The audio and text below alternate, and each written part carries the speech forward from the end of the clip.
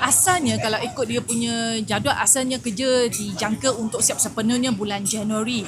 Dan selepas Januari dia perlukan dalam 3 hingga 6 bulan untuk rumput yang baru tu, untuk penyediaan rumput tu sampai dia boleh sesuai untuk digunakan sebagai padang dan sebagainya. Cuma sebelum ni ada sedikit kelewatan termasuk faktor cuaca yang melambatkan. Jadi setakat ini yang terkini kerja untuk membuka rumput yang baru telah siap sepenuhnya. Jadi sekarang kerja fokus untuk kerja yang berkenaan dengan naik taraf longkang dan sebagainya yang terlibat sebelum dia untuk nak letak balik rumput yang baru.